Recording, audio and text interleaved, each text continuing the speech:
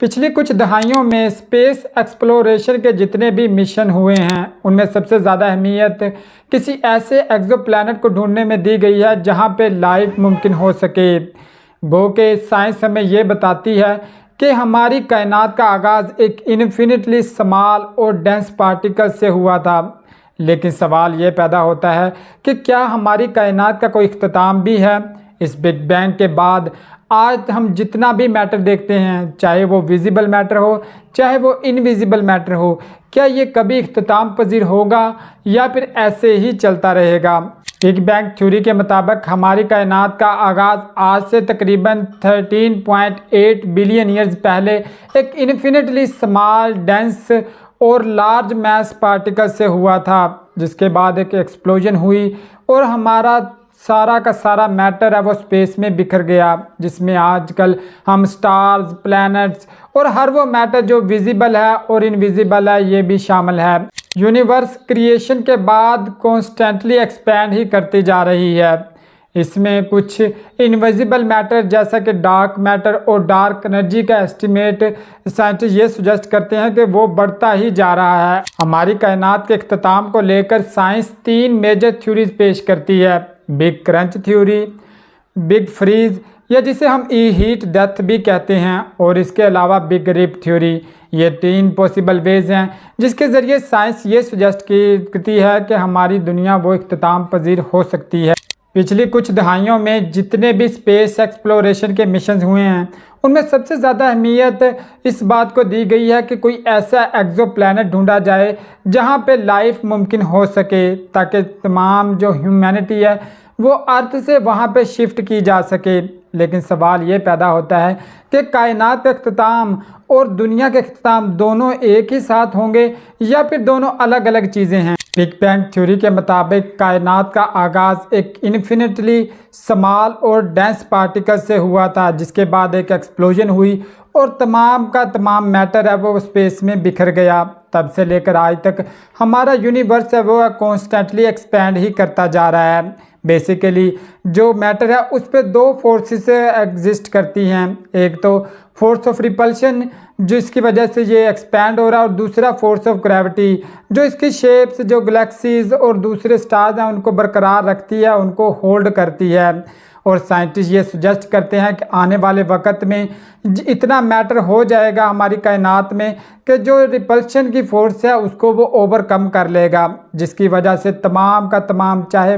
वो matter visible हो चाहे वो इनविजिबल हो, जैसा कि डार्क मैटर और डार्क एनर्जी हैं, ये सारा का सारा मैटर कोलैप्स कर जाएगा और फिर ये प्रोसेस रिवर्स होगा जो हम बिग बैंग थ्योरी में पढ़ चुके हैं, और ये वापस रिवर्स होकर उसी स्मॉल डेंस पार्टिकल में वो कन्वर्ट हो जाएगा, जिसके बाद शायद ये सुजेस्ट किया जाता है कि एक नया बिग बैंग होगा और एक नई कायनात का आगाज़ होगा, और इसी तरह से ये चलता रहेगा। और इसी वजह से ये भी कहा जाता है कि आज तक जो हमारे सामने कायनात है, हो सकता है कि ये कोई फर्स्ट कायनात ना हो, इससे पहले भी यूनिवर्स क्रिएट हुए हों और इसी तरह से ही वो रिवर्स प्रोसेस के ज़रिए वापस कंबाइन होके फिर दोबारा से बिग बैंग के ज़रिए दोबारा क्रिएट हुए हों। ये एक थ्योरी है जिसे हम बिग क्रंच थ्योरी कहते हैं। सेकंड नंबर पे जो थ्योरी है वो है बिग फ्रीज या जिसे हम हीट डेथ भी कहते हैं। ये थ्योरी हमें ये बताती है कि ये जो 2 फोर्सेस हैं, फोर्स ऑफ ग्रेविटी और फोर्स ऑफ रिपल्शन, इनमें से जो फोर्स ऑफ रिपल्शन है वो आने वाले वक्त में वो ओवरकम कर जाएगी, जिसकी वजह से जो मैटर है वो और भी ज़्यादा बिखर जाएगा स्पेस में, और दूर दूर होने की वजह से वो उसकी हीट कम होती जाएगी और आपस में बाउंडिंग भी कम हो जाएगी, जिसकी वजह से हमारे जो यूनिवर्स का टेम्परेचर है वो एब्सोल्यूट 0 तक पहुंच जाएगा और फ्रीज हो जाएगा, और इसी तरह हमारी कायनात का वो इख्तिताम होगा। बिग रिप थ्योरी हमें ये बताती है कि कायनात में जितना भी मैटर है, चाहे वो कोई एटम हो, मॉलिक्यूल हो, स्टार हो, प्लैनेट हो या कोई भी चीज़ हो, हत्ता कि स्पेस और टाइम भी हो, वो भी आने वाले वक्त में बिल्कुल टुकड़े टुकड़े हो जाएंगे, और उनकी जो बेसिक बाउंडिंग है, जैसा कि एक एटम है वो अपने न्यूक्लियस के गिर्द तमाम जो सब एटॉमिक पार्टिकल है उनको बाउंड रखता है, वो बाउंडिंग ख़त्म हो जाएगी, जिसकी वजह से ये सारे के सारे पार्टिकल हैं वो बिखर जाएंगे और इसी तरह से हमारी दुनिया का इख्तिताम होगा। ये 3 पॉसिबल वेज साइंस हमें बताती है जिसके ज़रिए हमारी कायनात का इख्तिताम होगा। लेकिन सवाल ये पैदा होता है कि कायनात के इख्तिताम से पहले क्या हमारी दुनिया को भी कुछ खतरात लाहक हैं? आखिर क्यों हमें बार बार ये चीज़ देखने को मिलती है कि जितने भी स्पेस मिशंस हैं उनमें ज़्यादातर अहमियत है वो एक्सो प्लैनेट ऐसे को दी जाती है जहाँ पे लाइफ का मुमकिन हो सके। इसी वजह से जो मार्स को सबसे ज़्यादा अहमियत दी जाती है। मार्स एक्सप्लोरेशन के हवाले से बहुत सारे मिशन इस वक्त जारी हैं, जैसा कि नासा का एक मिशन है, कुछ रोबोट्स हैं। इसके अलावा एलन मस्क का भी एक मिशन जारी है जिसके ज़रिए से 2050 तक वो तकरीबन 1 मिलियन लोगों को वहाँ पहुँचाना चाहते हैं। इसके पीछे की रीज़न यही है कि हमारी जो दुनिया है इसको यूनिवर्स के मुकाबले में कुछ ख़तरात ज़्यादा लाहक हैं, जिस वजह से ये सजेस्ट करती है कि अनकरीब ही हमारी दुनिया का वो इख्तिताम होने वाला है। गो के बहुत तरह के ऐसे नेचुरल डिज़ास्टर्स हैं जिनसे हमारी दुनिया को ख़तरात लाहक हैं, जैसे कि अर्थक्वेक्स, एस्ट्रॉइड्स और दूसरे बहुत से ख़तरात हैं। लेकिन जो आने वाले वक्त में सबसे बड़ा ख़तरा है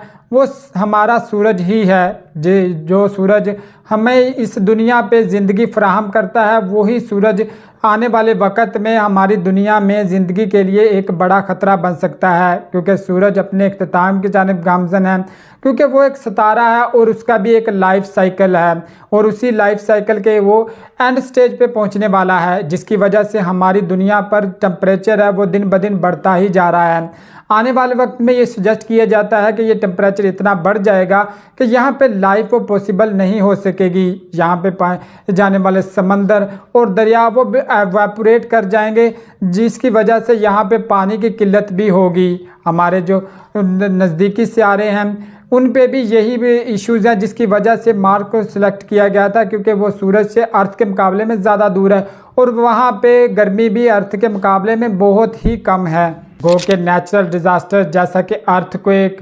एस्ट्रॉइड्स या फिर कॉमेट्स या कोई भी नेचुरल डिज़ास्टर है उसको ज़मीन को ख़तरा लाहक है, लेकिन ये इक्वली ख़तरात तो दूसरे प्लैनेट्स पर भी होंगे, क्योंकि एस्ट्रॉइड तो किसी भी प्लैनेट पे वो गिर सकता है। लेकिन ह्यूमन एक्टिविटीज़ हैं वो हमारा ज़िंदगी का माहौल अर्थ पे वो बिल्कुल ख़राब कर रही हैं, जिसमें ग्रीन हाउस इफ़ेक्ट